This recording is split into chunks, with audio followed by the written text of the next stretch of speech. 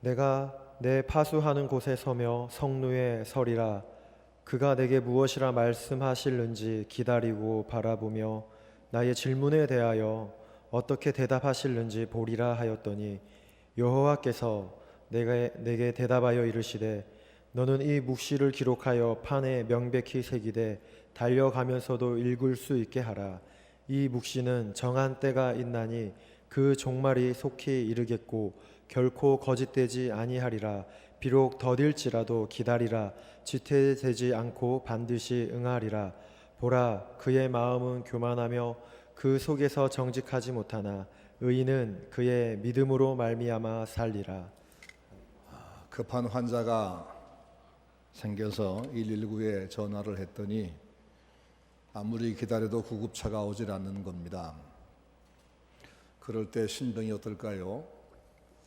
안에 들어가서 환자 상태를 살펴보다가 또 밖에 나가서 구급차가 오는가 살펴보다가 안 오면 또 전화통을 붙들고 119에 전화를 하면서 어쩔 줄을 모를 겁니다. 우리가 살다가 보면 그런 일을 당할 때가 가끔 발생합니다. 사업을 하는 사람이 부도를 오늘까지 막아야 하는데 돈이 없습니다.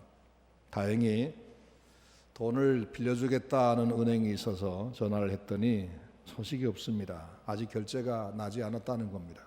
결제가 나면 연락해 주겠다 하는데 시간은 자꾸 흘러가고 은행 마감 시간이 다가옵니다.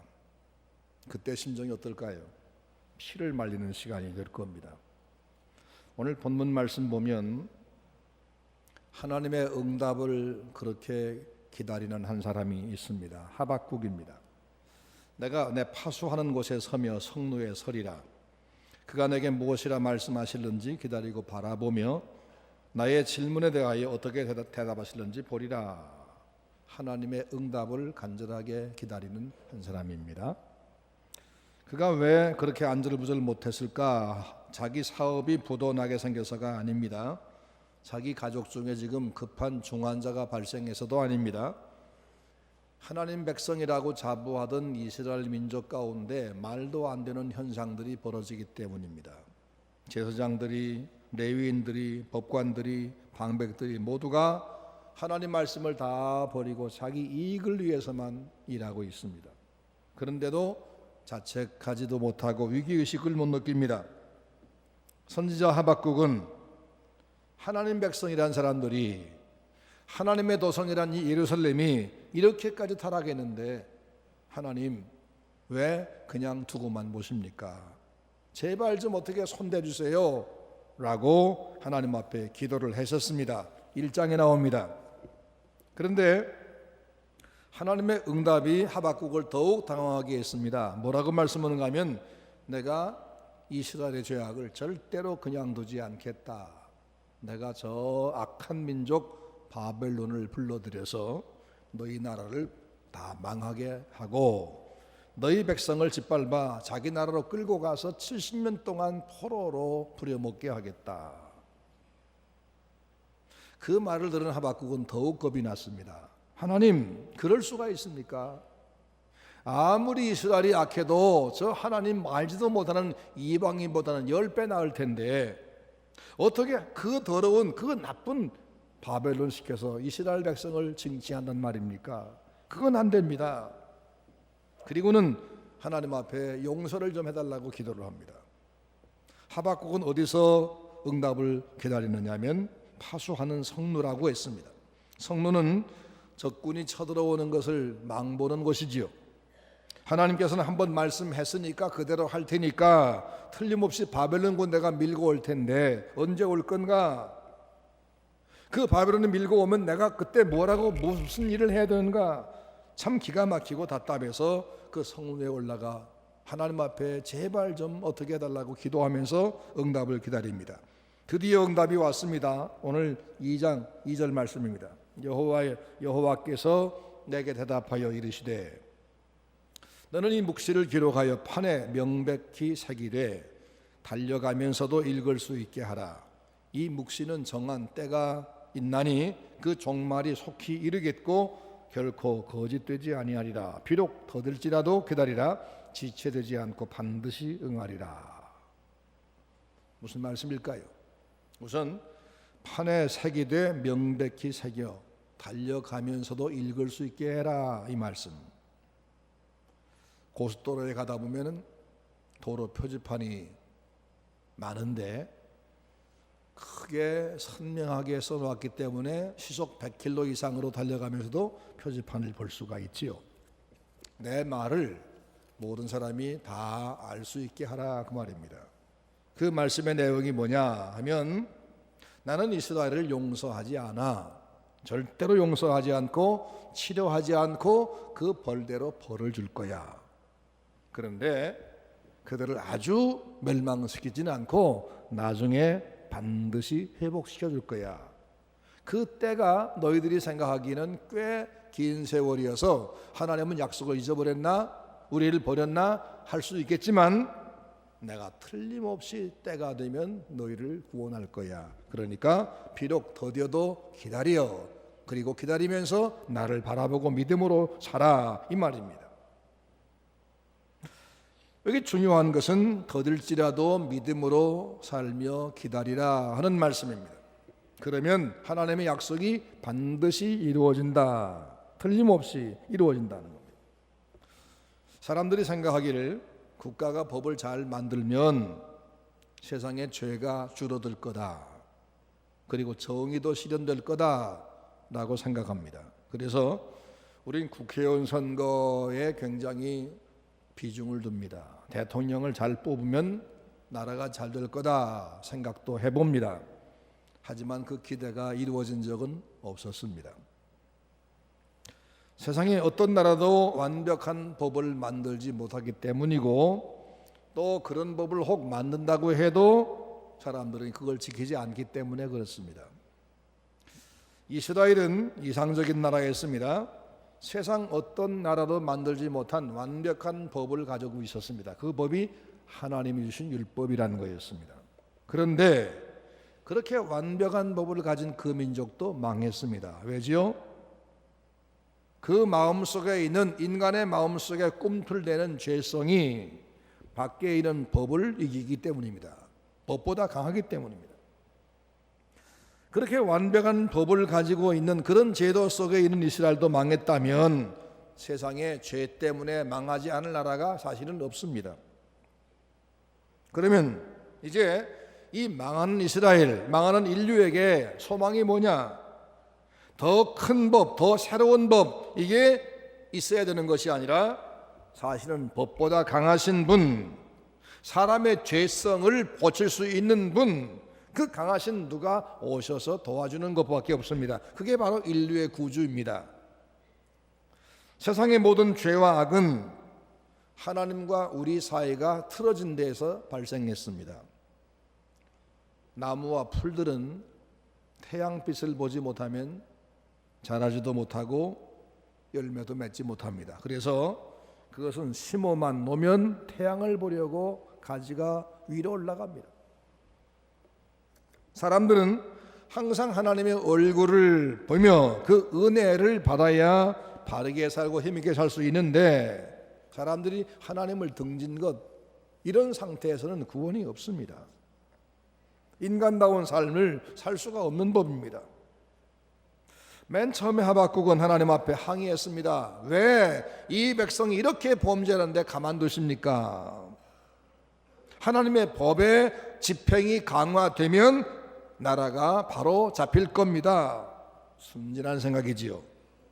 하지만 하나님은 법이 강화된다고 내가 벌을 더 많이 내린다고 되는 것이 아니다. 너희 속에 꿈틀대는 죄성, 이것은 제거가 안 된다. 내 힘으로 안 돼. 그래서 너희가 너희 죄값을 통해서 저 먼 나라에 가서 철저하게 포로 생활을 고통하면서 얼마나 우리 죄값이 무거운가를 깨닫게 되고, 법으로 안 되고 내 힘으로 안 되고 누군가가 오셔서 도와줘야 된다는 걸 알게 될 때까지 한번 기다려봐라, 그 말입니다. 요즘 우리가 날마다 TV를 켜면 끔찍한 사건들이 연이어서 보도됩니다. 그 얘기 뭐죠? 우리 안에 숨어있는 죄성이 이 사람에게서 푹 드러나고 저 사람에게서 푹 드러나고 그 억제 못한 게 드러난 것입니다. 피의자로 수갑을 차고 검찰로 끌려가는 사람들, 그들은 나와 종류가 다르지가 않습니다. 내 안에도 그런 죄성이 지금 숨어 있을 뿐입니다. 우리 마음속에 가득한 악을 바로잡는 방법, 그 근원을 치료하는 방법은 그분께서, 우리 구주께서 오셔서 그리스도가 내 안에 활동하시는 것밖에는 방법이 없습니다. 그분이 내 마음을 주관하지 않는다면 나는 결코 선한 생각조차 하기 어렵고 선한 감정도 품지 못하고 선한 행동은 더더욱 못하는 겁니다. 개인도 그렇고 사회나 국가도 마찬가지입니다. 그리스도께서 그래서 우리를 위해서 오셨습니다.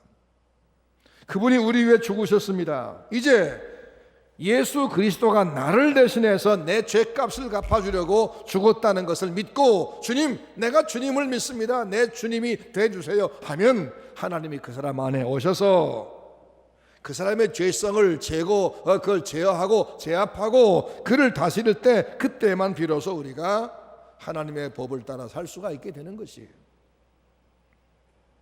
정령 응하리라 하는 말씀이 뭐냐면 반드시 내 말은 이루어진다 그 말인데, 너희가 고난당하여 저 70년 동안 포로 생활하겠지만 내가 약속한 대로 그 시간 지나면 반드시 너희를 다시 회복시켜 기회를 주겠다 그 말씀이기도 하고, 더 멀리 본다면 내가 너희들 인류 구원을 위해서 메시아를 반드시 보내주겠다 그런 약속이기도 합니다. 히브리서의 10장 37절 말씀 보면 잠깐 후면 오실 이가 오시리라 지체하지 아니하리라 라고 말씀했습니다. 믿고 기다리면 주님이 오셔서 믿는 자에게 구원을 베푸신다. 믿고 기다리면 하나님이 약속하신 것을, 하나님이 약속한 새 일을 이루신다. 그러나 그 시간이 더딘 것 같아서 조금 더 기다릴 필요가 있지만, 그러나 인내하면 반드시 그 약속은 이루어진다 그런 말입니다. 이스라엘이 회복이 됐습니다. 그런데 약속한 메시아는 바로 오시지 않고 400년 뒤에야 오셨습니다. 그리고 그 400년 동안 하나님은 말씀 한마디를 하지 않았습니다. 선지자를 한 명도 파송하지 않았습니다. 그 400년 침묵의 시간, 앞으로 세상을 변화시키고 역사를 새로 시작할 그리스도의 등장을 준비하는 그런 시간이 필요했습니다. 하나님께서 우리 개인에게 당하는 고난, 우리의 문제, 우리 교회의 문제, 이걸 끝내고 새로운 시작을 하실 때에도 때로는 시간이 걸릴 수도 있습니다. 그러나 조급하게 하지 말고 기다려라, 반드시 이루어진다 그 말입니다. 이 불안하고 답답한 시기, 약속은 있으나 하나님의 도움이 필요하나 아직은 이루어지지 아니해서 기다리고 있는 이 답답한 시간, 이때 의인들은 어떻게 살아야 하는가? 바로 이것이 오늘 본문의 말씀의 핵심입니다. 보라, 그의 마음은 교만하며 그의 속에서 정직하지 못하니라. 그러나 의인은 그 믿음으로 말미암아 살리라.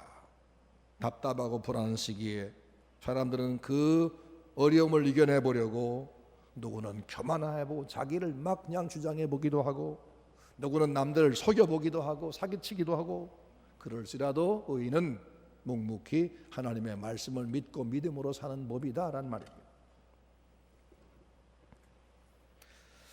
하나님께서 약속하신 것을 이루시기 전까지의 그 기다리는 시간, 하나님의 새해를 시작하실 그 시간까지 오직 믿음으로 말씀 따라 살아야 그가 의인인 거다 그 말입니다. 그럼 여기서 정직하지 못한 사람이란 말은 무슨 뜻이냐? 교만한 사람은 자기 자신을 절대적으로 신뢰하는 자가 교만이죠. 자기를 하나님과 같은 줄 알고 하나님과 자기를 대등하게 생각하는 사람이 교만한 사람입니다. 그는 내가 변해야 한다 하는 생각을 하지 않습니다. 나는 옳고 난 항상 바른데 저 사람들이 내 말을 안 들어서 문제가 발생했다라고 늘 남을 탓합니다. 그 남 탓하는 사람은 교만한 사람입니다. 또 그의 속에서 정직하지 못하니란 말씀은 그 중심이 뒤틀려 있다, 모든 사건에 정직한 반응을 하지 않는다, 이런 말입니다. 자기 속에 양심은 있습니다. 그런데 그걸 드러내지 않습니다. 여전히 잘한 것처럼 말합니다. 옳은 것을 보고도 옳다 하지 않고 자기 잘못해놓고도 남에게 탓을 돌려버리고 남을 비난하는 사람, 이거 정직하지 않은 사람입니다. 힘겨운 시절에 사람들은 그런 방식으로 살아가고 있다는 겁니다.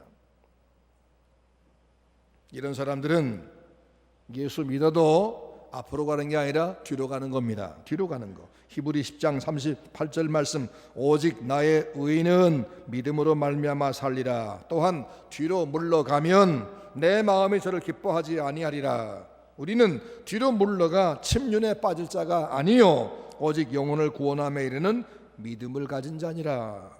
믿음을 가지고 말씀대로 살면 앞으로 가고, 세상 방식을 따라가면 예수 믿어도 교회 다녀도 뒤로 후퇴할 뿐이다, 그 말씀이에요.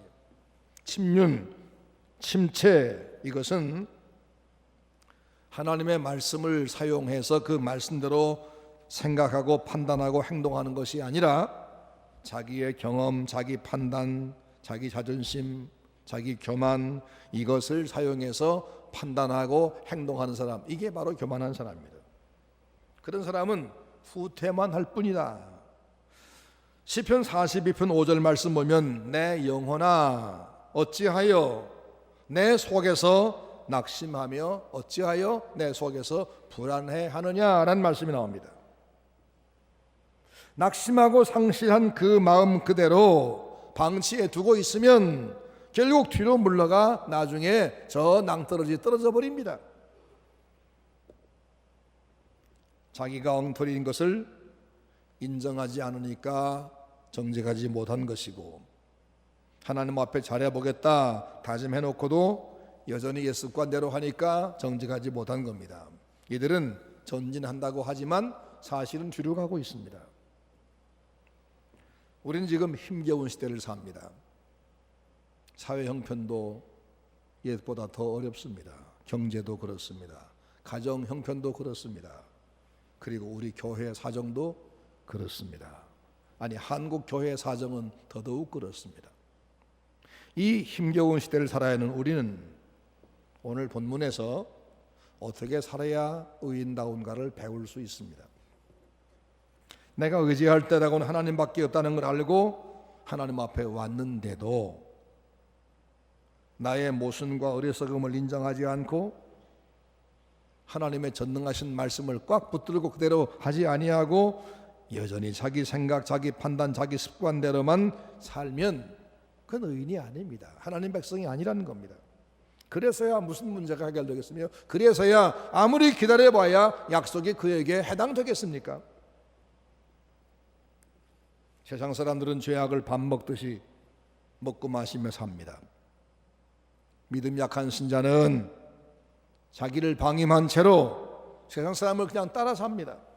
하지만 그들이 다 그럴지라도 오직 의인은, 하나님께서 기뻐하는 참 신자는 그 힘든 때에도 참고 믿음으로만 살아야 하느니라. 오직 하나님의 말씀을 믿고 하나님의 약속을 기다리고 하나님의 약속을 믿는 사람처럼 답게 말씀을 지키며 또박또박 그 말씀의 길로 하루하루 살아가는 거다. 이게 의인이라고 말입니다. 저는 3년 전에 은퇴하면서 제 후임으로 부임하는 목사님과의 관계를 어떻게 해야 할까 하고 생각을 해봤습니다. 아무리 훌륭한 후임자가 부임해도 교인들은 나에게 다 익숙한 분들인데 나와 조금만 틀리면 새 목사님은 왜 저렇게 하시는데 말이 생기지 않겠어요? 그러겠죠. 그러면 나와 익숙한 성도는 나한테 와가지고 원정을 하면서 목사님, 새 목사님이 이렇게 했어요. 이건 안 되지 않아요? 이거 잘못하는 거 아니에요? 이렇게 물을 것이고, 자, 이렇게 그럼 내가 이젠 분란의 당사자가 될 텐데 내가 어떻게 할까 하다가, 그래, 어떤 말도 입 밖에 내지 말자, 절대로 말하지 말자, 이런 다짐을 했습니다. 그리고 후임자한테 이렇게 말했습니다. 당신이 이 교회에서 뿌리가 견고해질 때까지는 나에게 절대로 강단에 서라고 하지 마시오. 서라고 해도 절대 서지 않을 것이오. 그리고 아무리 나한테 결혼 주례를 부탁하는 교인에게도 나는 거절할 것이고 절대로 주례하지 않을 것이오. 이젠 당신과 새로운 관계를 다 만들어가야 하는 시기요. 단 당신보다 신랑 신부가 나이가 더 많아서 주례하기가 정말 어색한 경우라면 그때만 내가 해주겠어. 그리고 그 약속을 지켰습니다. 내가 지킨 것이라기보다는 하나님이 지키게 해주셨습니다. 왜? 나를 거기서 뚝 떼가지고 전주로 오게 만들었으니까. 교회의 주인이신 하나님은 한가람 교회도 유익하게 만드시고 서문교회도 유익하게 만드시는 하나님, 그러죠? 교회의 주인이 하나님, 나는 주님의 종이니까 당연하지요. 근데 제가 전주에 내려와 있는데도 문제가 생겼습니다. 젊은 목사님이 규모가 적지 않은 교회를 맡고 보니까 이 선교의 재정이 너무 많이 들어간다. 전체 예산의 근 40% 이상이 선교 해외로 나가거든요. 걱정이 앞섰던 모양입니다. 그래서 제가 24년 동안 연구하고 제도를 만들고 실행했던 것들을 1년 안에 바꿔버렸어요. 그러니까 교인들이 반발을 시작했습니다. 여기저기서 막 원성이 나오고 교회를 떠나고 저에게 와서 간섭해달라고 부탁하고, 지금 제가 그분들을 다 만나지 않아서 아무도 안 만났습니다. 자, 어떻게 해야 교회와 목사님을 다 보호할 수 있을까? 내 사명은 그건데. 그러다가 결국 불만스러운 분들에게 이렇게 말을 전했습니다. 나는 개인적으로는 새 목사님의 양일 뿐이요. 은퇴한 목사는 이젠 평신도요. 새 목사님이 선교를 하지 말자 그러면 나도 한마디를 하겠는데, 선교를 하자는데 나와 조금 방법이 다를 뿐이면 우린 모두가 다 대장님 명령을 따를 뿐이요. 그렇게 갑시다. 그리고 목사님에게 이렇게 말했습니다. 나는 그동안 최선을 다해서 가장 옳은 선교가 무언가를 연구하며 그렇게 해왔습니다. 하지만 하나님이 보실 때에도 100점짜리인지는 나는 확신이 없습니다. 그러니 당신도 하나님 앞에 기도하고 연구해서 가장 옳은 방법으로 하시오.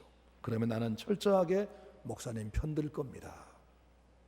그렇게 했더니 목사님도 보호하고 교회도 보호할 수가 있었습니다. 지금은 한가람 교회가 아주 안정돼서 너무 행복하게 신앙생활하고 있는 모습을 보면 너무 좋습니다. 홀로 목사 역할을 제대로 한 셈이죠. 여러분, 어느 교회에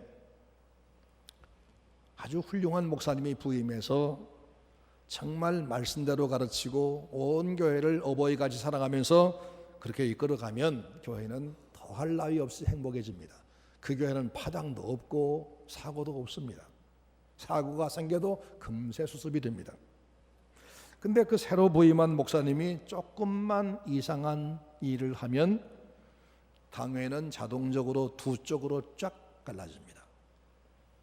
목사님이 어떤 무리한 일을 시작하신다 합시다. 그러면 장로님 중에는, 옳은 장로님은 이렇게 생각합니다. 아니, 목사님이 할 일은 아니지 않아. 이건 교회가 할 일은 아니지 않아. 근데 왜 목사님이 이런 일을 하실까? 우리가 나서서 막자. 이건 안 된다. 이런 옳은 장로님들이 생깁니다. 옳은 장로님. 교회를 생각하는. 또 한 장로님은 그래도 우리가 모신 목사님이니까 지금 아직 경험 없어 그러니까 조금만 더 참고 지지해드리자. 이런 착한 장로님이 생깁니다. 옳은 장로님과 착한 장로님 누가 나빠요? 다 옳아요. 다 옳아.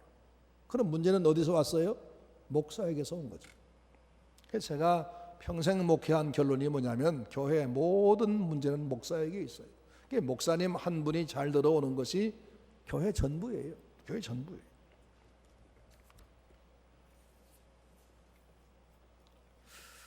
제가 옛날에 심어있던 만경교회가 요즘 시원들었다는 말을 들었습니다.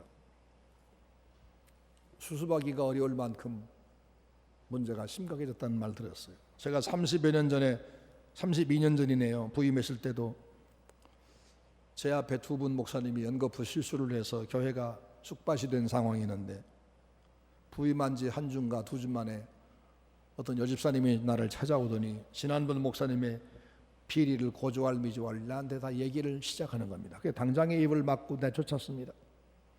다음 주일날 광고 시간에 제가 말했습니다. 지난 주간 이런 분이 와서 나한테 과거 이야기를 시작하길래 당장에 내쫓았습니다. 처음이니까 내쫓고 말았지만 만약에 앞으로 다시 또 그런 분이 있으면 절대로 내가 용서하지 않을 겁니다. 과거는 지나갔고 이제 내가 부임했으니 옛날은 잊어버리고 앞으로 우리 교회가 살 길만 생각합시다. 그랬더니 과거 이야기가 싹 없어지고 새로운 길이 열리는 것을 경험했습니다. 앞으로 서문교회도 새 목사님이 오시면 그분한테 옛날 지나간 이야기 하는 교회는 그건 옳은 신자가 아닙니다. 의인이 아닙니다. 교회를 상처 덧나게 하는 사람이고 다시 과거로 끌고 가는 사람입니다. 말이 많은 사람은 충성된 사람이 아닙니다. 충성은 말로 하는 것이 아니에요. 말로의 충성은 자기 과시일 뿐이고 분란을 만드는 것일 뿐입니다.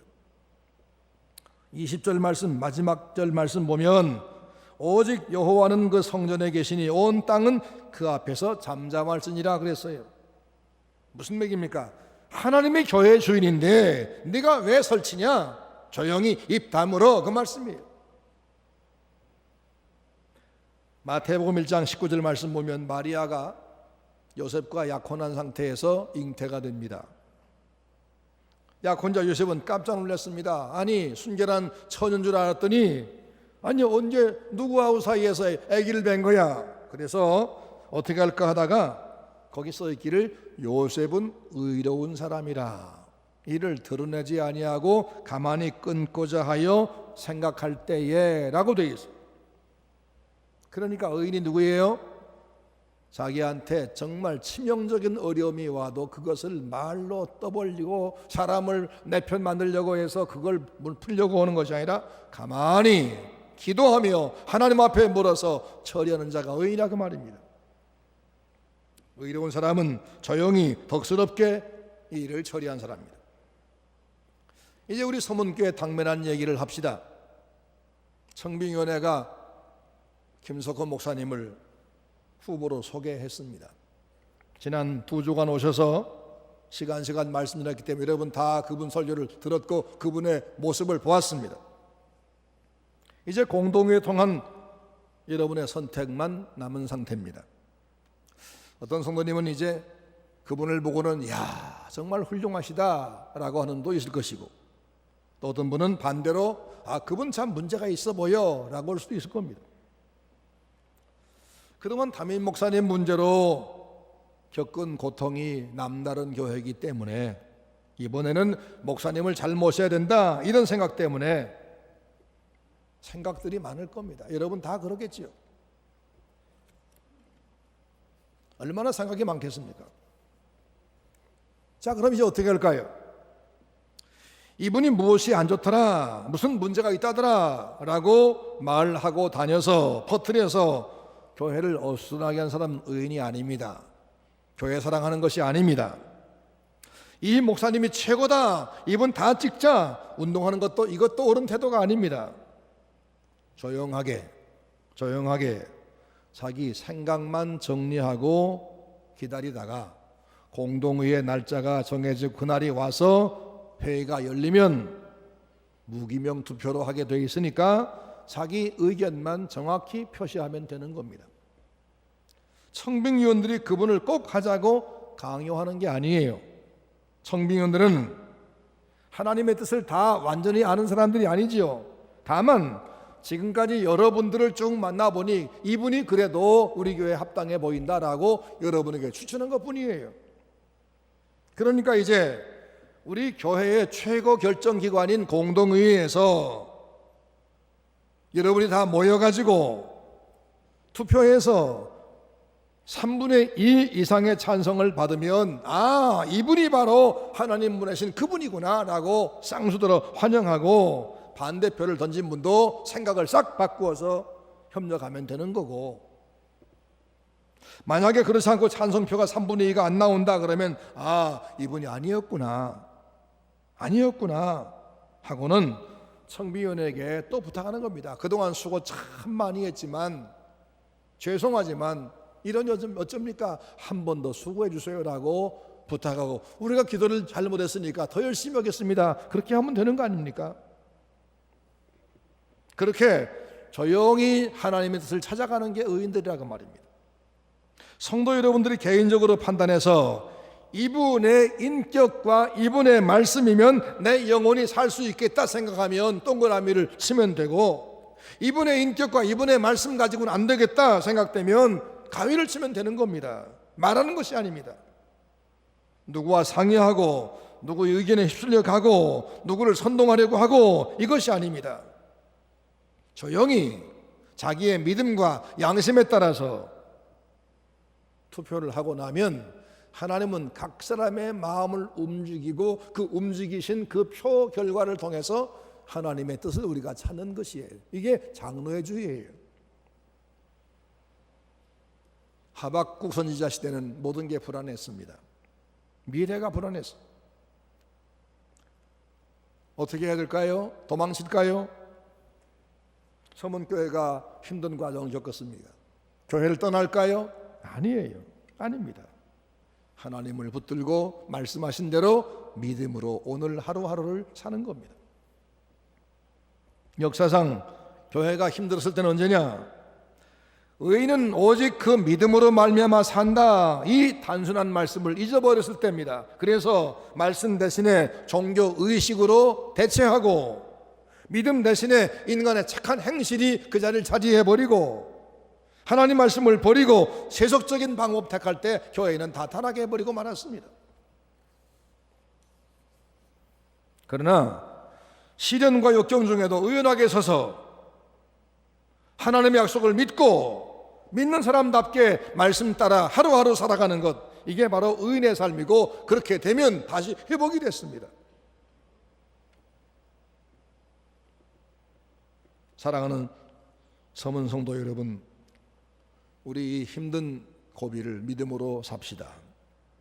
예배를 마치고 집에 돌아가서 가족을 만나거나 힘겨운 이웃을 만나도 그들 앞에 내가 맥 빠진 모습으로, 걱정 많은 모습으로, 그런 모습 보이지 말고 하나님을 철석같이 신뢰하는 모습으로, 하나님이 우리를 위해서 새 일을 반드시 행할 것이다, 이걸 믿는 그런 담대한 모습으로 남들을 격려해 주시기 바랍니다. 하나님이 함께 하실 것이야, 기다리자.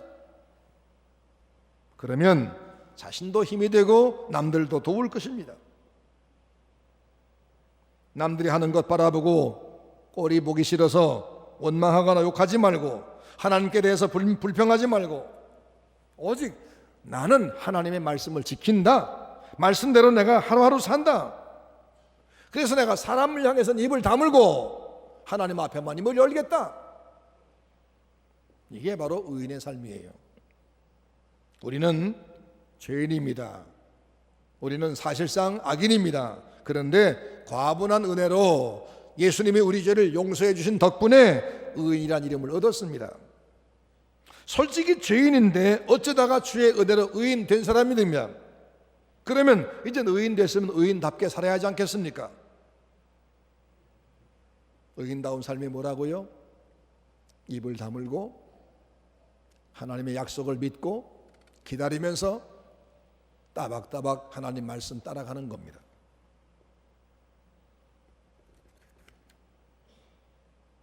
사람을 바라보고 원망하며 지난날의 슬픔과 상처를 더 이상 끌고 가지 말고 이제 하나님만 바라보고 의인답게 믿음으로 살면서 하나님 말씀에 한 걸음 한 걸음 순종해 하나님이 하시는 그 일의 아름다운 결과를 보시는 새해를 경험하는 여러분 되시기를 주의 이름으로 축원합니다. 의인이 믿음으로 산단 말이 뭔 말입니까? 서문교회가 하나님의 교회임을 믿는다. 하나님이 우리를 위해 새해를 행하실 것을 믿는다. 그걸 믿고 사는 겁니다. 그리고 너희는 가만히 서서 하나님이 행하시는 구원을 보라. 너희가 오늘 본 저 애굽 사람은 다시는 보지 못하리라 했던 저 모세의 말처럼 서문교회가 다시는 과거의 고통을 되풀이하지 않을 것이다. 이 말씀을 믿으시기 바랍니다. 그리고 밝은 얼굴로 새해를 기대하면서 하나님 말씀을 성도 여러분이 개인이 성실하게 지켜나가시기를 바랍니다. 그래서 우리 교회가 온전히 회복되고 우리 교회로 말미암아 전주 교회들이 회복되는, 그리고 하나님의 교회가 새로워지는 역사가 있기를 주의 이름으로 축원합니다.